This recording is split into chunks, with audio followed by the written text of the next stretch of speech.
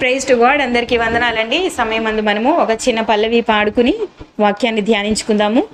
అందరూ అంతటా మారు మనసు పొందవలెనని యేసు అందుకే ఆయన మ్రానుపై తన రక్తమంతయు ధారపోసెను. ఓ మానవ ఇది కానవా, ఈ లోకపు బ్రతుకును వీడవా. అందరూ అంతటా మారు మనసు పొందవలెను. అందుకే ఆయన మ్రానుపై తన రక్తమంతా కూడా దారిపోయటం జరిగింది. ఈ సమయం అందు దేవుడు మనల్ని కోరుకునేది ఏంటంటే మారు మనస్సు పొందండి. మారు మనస్సు లేకుండా దేవుడు మనల్ని అంగీకరించరు. చాలామంది క్రైస్తవులు బాప్తిసం తీసేసుకుంటారు. మారు మనస్సు విషయం వచ్చేసరికి మారు మనసు పొందారో లేదో కూడా వారికి తెలియని స్థితిలోనే చాలామంది ఉంటారు. మారు మనసు బాప్తిసం ఈ రెండు కన్ఫ్యూజ్ అండి. మారు మనసు పొందిన తర్వాత బాప్తిసం తీసుకోవాలా, బాప్తిసం తీసుకున్న తర్వాత మారు మనసు పొందాలా, ఇదంతా చాలా పెద్ద డౌటెడ్గా ఉంటారనమాట. మారు మనసు అంటే మనసుకు సంబంధించిన విషయాలు మార్చుకోవాలి. 1 by 1 మొత్తం 100% పరిపూర్ణుడైపోయిన తర్వాత నేను బాప్తిసం తీసుకుంటానంటే అది కుదరదండి, అది జరిగే పని కాదు. ఎందుకని, ఎప్పుడైతే మనము దేవుణ్ణి తెలుసుకుని దేవునిగా అంగీకరించి క్రీస్తే నా ప్రభువు, క్రీస్తే నా రక్షకుడు, క్రీస్తే నా విమోచకుడు అని ఎప్పుడైతే మనం తెలుసుకుని పరమ తండ్రి యొక్క సంకల్పం, రక్షణ సంకల్పంలోనికి ప్రవేశిస్తామో అప్పటి నుంచి మనం మారు మనసు పొందడం అనేది జరుగుతూ ఉంటుంది. అది ఎలా అంటే, ఇదివరకు బాప్తిసం తీసుకోకముందు, దేవుని తెలుసుకోకముందు, దేవునిగా అంగీకరించకముందు మన యొక్క తలంపులు, మన యొక్క ఆలోచనలు, మన యొక్క క్రియలు ఎలా అయితే ఉండేవో వాటన్నింటినీ కూడా మనం బాప్తిసం తీసుకున్న తర్వాత విసర్జించాలి, మెల్లిమెల్లిగా విడిచిపెట్టాలి. ఏదైనా ఒక విషయాన్ని తీసుకోండి, కోపం అనే విషయాన్ని తీసుకోండి. బైబిల్ ప్రకారంగా, వాక్యం ప్రకారంగా దేవుడు మనకి ఆజ్ఞాపిస్తున్నది ఏంటి? కోపాన్ని విసర్జించబడాలి కోపం మనలో నుంచి. మరి ఇంకా మనకి కోపం వస్తుందంటే కోపపడుడి కానీ పాపము చేయకుడి. కోపం ద్వారా ఏం జరుగుతుందండి? పాపం జరిగే అవకాశం ఉంది. గనుక అసలు కోపమే మనకి రాకుండా దానిని విసర్జిస్తే చాలా మంచిది. అప్పుడు మన మనస్సు ఆ విషయంలో మారింది అని అర్థము. గనుక ఇలాంటి మనసుకు సంబంధించిన విషయాలు, మనస్సులో, హృదయంలో కలిగే భావోద్వేగాలన్నీ కూడా వాక్యము చేత కంట్రోల్ చేయబడుతూ ఉండాలి. వాక్యాన్ని హృదయంలో భద్రపరుచుకున్నప్పుడు, ఆలోచనలో తిరుగుతూ ఉన్నప్పుడు ఏంటంటే మనం ఒక విషయానికి లోనవుతూ ఉన్నప్పుడు అది తప్ప రైటా అని మన వాక్యంతో సరిపోల్చుకునే అవకాశం ఉంటుంది. అందుకని అందరూ అంతటా మారు మనసు అయితే పొందాలి. అందుకోసము క్రీస్తు ప్రభువారి లోకానికి వచ్చి మన కొరకు, మన విమోచన క్రయధనముగా ఆయన యొక్క రక్తాన్ని ఆయన చిందించడం జరిగింది. కనుక ప్రియమైన దేవుని బిడ్డలారా, ఈ లోకంలో మరి అటువంటి మారు మనసు పొందాలంటే, ఈ లోకంలో అలా అనేక మంది దేవునిలోనికి ప్రవేశించి దేవుని యొక్క రక్షణ సంకల్పాన్ని తెలుసుకోవాలంటే మనం ఏం చేయాలండి? మనం సువార్త ప్రకటించాలి. సువార్త అనేది ఎలా ప్రకటించాలండి? సువార్త స్త్రీలు ప్రకటించినంత అద్భుతంగా ఎవ్వరూ ప్రకటించలేరండి. నిజమండి, వాస్తవం. 4 స్త్రీలు కూర్చుని మాట్లాడుకుంటారండి, ఎన్ని విషయాలు వస్తాయో తెలుసా? సో అదే 4 స్త్రీలు మారు మనసు పొందిన వారైతే, అదే 4 స్త్రీలు దేవుని భయభక్తులలో జీవిస్తున్న వారైతే, దేవుని విషయాలు డిస్కస్ చేసుకుంటే, ఆ విషయాలు ఆలోచనలో తిరుగుతూ ఉంటే వారు ఏం చేస్తారండి? వారు ఎక్కడ కూర్చున్నా, ఎవరితో కలిసినా ఆ విషయాలను వారితో షేర్ చేసుకునే అవకాశం ఉంటుంది. ఈ ఒక స్త్రీ ఇంకో 4 స్త్రీలతో కూర్చున్నప్పుడు అందులో ఉన్న మిగిలిన 3 ఇంకొక 4 అలా కలుస్తూనే ఉంటారు కదా. అలా కలుస్తూ ఉన్నప్పుడు దేవుని యొక్క సువార్త మల్టిపుల్ అన్నమాట. ఒక మనిషిలో క్యాన్సర్ ప్రవేశించినప్పుడు అది ఒక కణం ఉంటే ఏమవుతుందండి? 2గా మారుతుంది. 2 ఏమవుతుందండి? 4 కణాలుగా. 4 ఏమవుతుందండి?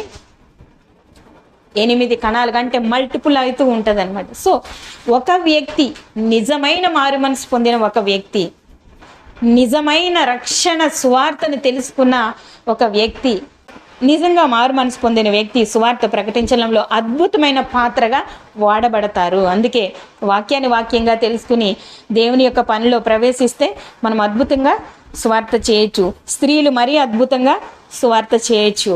ఎందుకంటే రూమర్స్ ఎంత వైరల్ అయిపోతాయండి. రూమర్స్ వైరల్ అయినంత ఫాస్ట్గా ఒక అబద్ధం, ఒక అసత్యం స్ప్రెడ్ అయినంత ఫాస్ట్గా సత్యం అస్సలు గడప దాటి కూడా వెళ్ళదంట. అంత ఫాస్ట్గా అబద్ధం స్ప్రెడ్ అవుతూ ఉంటుంది. ఎందుకు అబద్ధం ఎవరి ద్వారా స్ప్రెడ్ అవుతుందండి? అబద్ధం ఎందుకు అంతగా స్ప్రెడ్ అయి వస్తూ ఉంటుంది? మనుషుల కలయిక. అందుకే దేవుని వాక్యాన్ని తెలుసుకున్న ప్రతి స్త్రీ కూడా నలుగురితో కలిసినప్పుడు దేవుని విషయాలను సంభాషిస్తూ ఉండాలి, వారి హృదయాలలో నాటుతూ ఉండాలి, వారి మనసులు మార్చడానికి ట్రై చేస్తూ ఉండాలి. మనసులు మార్చడమే, మనుషులను మార్చక్కర్లేదు మనం. తర్వాత మనిషి మారాలా వద్దా అనేది అతనే డిసైడ్ చేసుకుంటాడు. మనుషులను మనం మార్చక్కర్లేదు, మనుషులను కన్వర్ట్ చేయాల్సిన అవసరం లేదు. క్రైస్తవులు కన్వర్ట్ చేయాల్సింది మనస్సులని. మారు మనసు పొందాలి అందరూ కూడా, ప్రతి ఒక్కరూ కూడా మారు మనసు పొందాలి. మనసు ఎప్పుడైతే మారిందో మనిషికి అర్థమైపోతూ ఉంటుంది అతను ఏం చేస్తున్నాడు, ఆమె ఏం చేస్తుందని. కాబట్టి వాళ్ళు మారాలా, వాళ్ళు మారనవసరం లేదా, వాళ్ళు ఎలా జీవించాలనేది వాళ్ళకి అర్థమైపోతుంటుంది. ఇలాగే సువార్త స్ప్రెడ్ అవుతూ ఉండాలి. స్త్రీలు మనం చాలా మంచిగా సువార్త చేయొచ్చండి. మనము నలుగురితో కలిసినప్పుడు దేవుని గురించి సంభాషిస్తే, ఆ నలుగురు ఇంకో నలుగురితో సంభాషణ చేస్తే అది ఒక చైన్ లాగా స్ప్రెడ్ అవుతూ ఉంటుంది. మారాలండి, మారాలి. ఫస్ట్ మనం మారాలి, తర్వాత వేరే వారిని మార్చే అవకాశం ఉంది. గనుక దేవుడు నిన్ను పేరు పెట్టి సమయం అందు పిలిస్తే నేను ఏమని పిలుస్తారు? మత్తయి సువార్త 25వ అధ్యాయం 23వ వచనం ఒకసారి మనం చదువుకుందాం చూడండి. అతని యజమానుడు, బలా నమ్మకమైన మంచి దాసుడా, నీవు ఈ కొంచెంలో నమ్మకంగా ఉంటివి, నిన్ను అనేకమైన వాటి మీద నియమించేదను, నీ యజమానుని సంతోషంలో పాలు పొందమని అతనితో చెప్పాను. ప్రియమైన దేవుని బిడ్డలారా, ఇప్పుడు దేవుడు మిమ్మల్ని పిలిచి, బలా నమ్మకమైన మంచి దాసురాల, నీ యజమాని యొక్క సంతోషంలో నీవు పాలు పంచుకో అనే స్థితిలో మీరున్నారా? మీరు సువార్తని ఎలా స్ప్రెడ్ చేస్తూ ఉన్నారు? ముఖ్యంగా విశ్వాసులైన స్త్రీలతో నేను మాట్లాడుతూ ఉన్నానండి. ఒక విశ్వాసురాలైన స్త్రీ దేవుని యొక్క బలమైన పాత్ర, దేవుని పనిలో ఒక బలమైన పాత్ర. మొదటిగా దేవుడిచ్చిన తలాంతులు ఏంటో మనం తెలుసుకోవాలి. మనకి 40 సంవత్సరాలు 60 సంవత్సరాలు వచ్చేసిన దేవా నా పట్ల నీ చిత్తం ఏంటో నాకు తెలియజేయండి అని ప్రార్థించే ఆ యొక్క స్థితిలో నుంచి బయటికి రావాలి. దేవుని యొక్క చిత్తం ఏంటండి? అందరూ కూడా మారుమనసు పొందాలి, అందరూ కూడా దేవుని యొక్క రక్షణ సంకల్పంలోనికి ప్రవేశించాలి. మన పట్ల ఆయన ప్రణాళిక ఇంతే, మనం ప్రవేశించాలి. ఆ యొక్క ప్రవేశంలోనికి అనేక మందిని చేర్చగలగాలి, అనేక మందిని నడిపించాలి, సత్యం తెలియజేయబడాలి, సత్యం స్ప్రెడ్ అవ్వాలి, సత్యం అనేక మందికి చేరవేయాలి. ఇదే మన పట్ల దేవుని యొక్క చిత్తం. ఇల్లు, వివాహం, పిల్లలు, కార్లు, ఇల్లు, బంగళాలు ఇవన్నీ కాదండి, ఇవన్నీ దేవుడు ఇస్తాడు.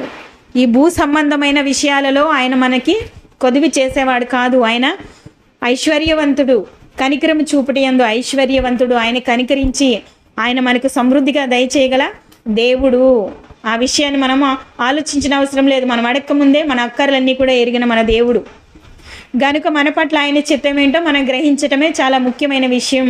ఆయన చిత్తం ఏంటండి? ఆల్రెడీ నెరవేర్చబడింది. క్రీస్తు ప్రభువారు మరణించడం, తిరిగి 3వ దినాన్న పునరుత్థానుడై లేవడం, మళ్ళా తిరిగి ఈ లోకానికి రావడం, ఈ లోకంలో ఉన్న తన వారిని తీసుకెళ్ళడం. అదే దేవుని యొక్క చిత్తం, అదే దేవుని యొక్క సంకల్పం. ఆ సంకల్పం తెలియచేయబడాలి అంటే నువ్వు నేను ఎంతో విలువైన వారం దేవునికి. మరి విలువైన పాత్రలుగా మారి మనం ఆయన కొరకు పని చేయాలి అని అంటే మనము ఏ విధంగా ఆలోచించాలి, వాక్యాన్ని ఏ విధంగా మన యొక్క తలాంతులను దేవునికి వినియోగించాలి, దేవుని కొరకు, దేవుని పని కొరకు వినియోగించాలి అనేది ఫస్ట్ మనము తెలుసుకోవాలండి.